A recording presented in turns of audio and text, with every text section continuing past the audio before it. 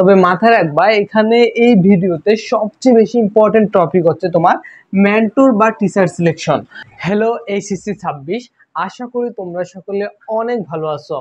তো তোমরা যারা এই মুহূর্তে দ্বিধায় দ্বন্দ্বে ভুগতেছো যে আমি কোন গ্রুপ পড়বো, আমি কোন টিচার নিব এবং আমি কোন বইগুলো পড়বো, এই সংক্রান্ত প্রশ্ন যদি তোমার মনে থাকে তাহলে অবশ্যই আজকের ভিডিওটি তোমার জন্য। তো দেখো ভাইরা, আমরা জাস্ট আজকে তোমাদের নিয়ে বেশ কিছু কথা বলবো। তো আমরা ফার্স্ট অফ অল যে বিষয়টি নিয়ে কথা বলবো সেটা হচ্ছে গ্রুপ সিলেকশন। তবে মাথায় রাখবা এখানে এই ভিডিওতে সবচেয়ে বেশি ইম্পর্টেন্ট টপিক হচ্ছে তোমার মেন্টর বা টিচার সিলেকশন। তো ফার্স্ট অফ অল আমরা কথা বলবো হচ্ছে কি নিয়ে ভাইয়া, গ্রুপ সিলেকশন নিয়ে। তো এখন তোমরা অনেকে হচ্ছে সায়েন্স ব্যাকগ্রাউন্ডে বা হচ্ছে কমার্স বা হিউম্যানিটিস ব্যাকগ্রাউন্ডে। সো এখন হচ্ছে তোমাদের কোশ্চেন হতে পারে যে ভাইয়া আমি সায়েন্স ভালো লাগতেছে না, আমি হচ্ছে চেঞ্জ করতে চাই। অবশ্যই তুমি চেঞ্জ করতে পারবা, এখানে কোনো সমস্যা নেই। তোমার যেই গ্রুপটা ভালো লাগে তুমি সেটাই পড়তে পারো। তবে তোমরা যারা সায়েন্সে আসো, তোমরা যদি আর্টস বা হিউম্যানিটি কমার্সে যে যদি পড়াশোনাটাই ছেড়ে দাও তাহলে তো আর হবে না। তো অবশ্যই ভেবে চিন্তে তুমি ডিসিশন নাও যে তুমি সায়েন্স পড়বা নাকি অন্য গ্রুপ পড়বা। অবশ্যই তুমি যদি অন্য গ্রুপ পড়ো কোনো সমস্যা নেই, তবে চিন্তা ভাবনা করে নিবা। আশা করি বুঝাতে পারলাম। দেন হচ্ছে কলেজ সিলেকশন।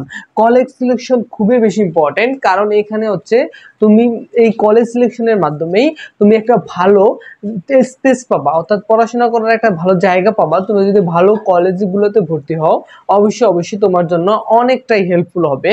দেন 3 নম্বরে আমরা যে বিষয়টা হচ্ছে বুক সিলেকশন, মাস্ট বি ইম্পর্টেন্ট। তুমি যদি সায়েন্স ব্যাকগ্রাউন্ডের হও, এই বুক সিলেকশনটা তোমার জন্য অনেক অনেক ইম্পর্টেন্ট। তোমাদের যদি বুক সিলেকশন সম্বন্ধে ধারণা রাখতে চাও বা হচ্ছে গাইডলাইন চাও, অবশ্যই কমেন্ট করে জানাবা।